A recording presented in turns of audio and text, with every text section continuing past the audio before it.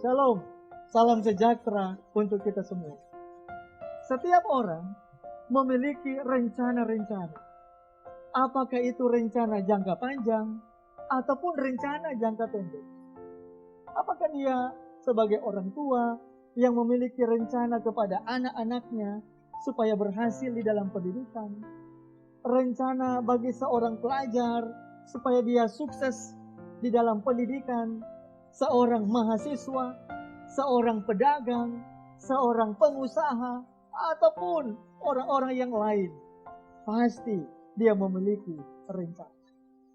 Rencana itu sudah pasti dipikirkan dengan segala cara, dengan sangat matang, agar supaya apa yang terjadi nanti semuanya berhasil. Namun ketika rencana itu batal, pasti dia akan merasa sangat kecewa oleh karena rencana itu tidak terjadi. Saya teringat dengan seorang yang bernama Bapak Sony Setiawan.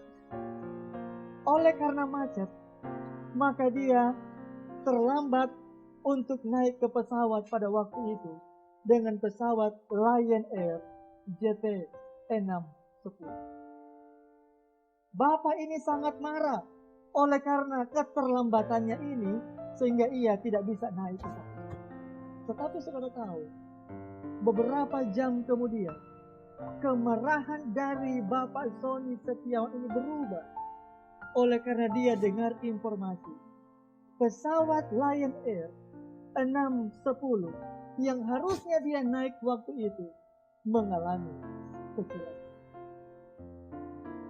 Saudaraku yang kekasih dalam Tuhan, rencana yang sering kita buat, ada kalanya sudah seperti sempurna dalam pandangan kita. Namun sering ketika itu tidak terjadi, kita merasa kecewa dan lain.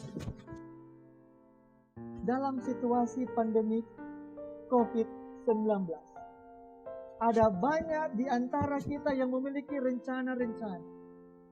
Namun sering rencana itu mungkin tidak terjadi oleh karena situasi pandemi COVID-19 saat.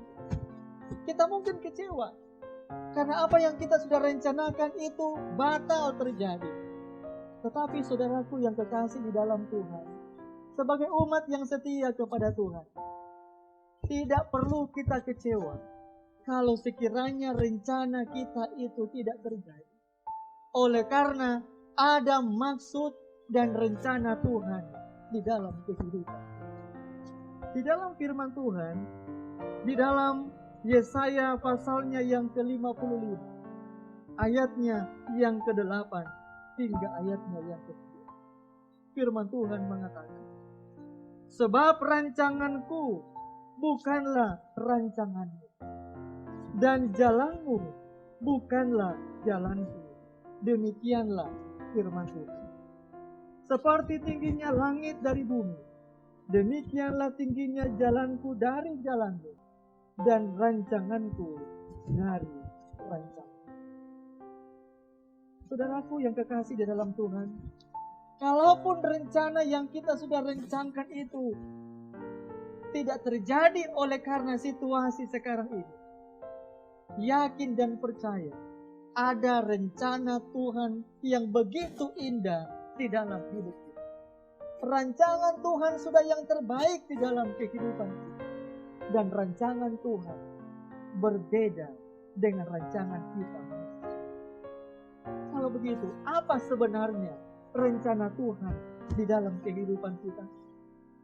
Apa sebenarnya rencana yang indah yang Tuhan sudah siapkan kepada kita sebagai umat yang percaya kepada Tuhan? Kembali firman Tuhan di dalam Yeremia 29 ayatnya yang ke-11, yang merupakan janji Tuhan kepada kita yang setia kepadanya. Yeremia 29 ayatnya yang ke-11. Sebab aku ini mengetahui rancangan-rancangan apa yang ada padaku mengenai kamu. Demikianlah firman Tuhan, yaitu rancangan damai sejahtera dan bukan rancangan kecelakaan, untuk memberikan kepadamu hari depan yang penuh. Tuhan sudah memiliki rencana yang terbaik untuk kita. Dan rencana Tuhan, rancangan Tuhan adalah rancangan damai sejahtera di dalam hidup kita. Percaya selalu kepada Tuhan. Apa yang Tuhan sudah rancangkan, itu pasti yang terbaik. Tuhan Yesus memberkati kita semua.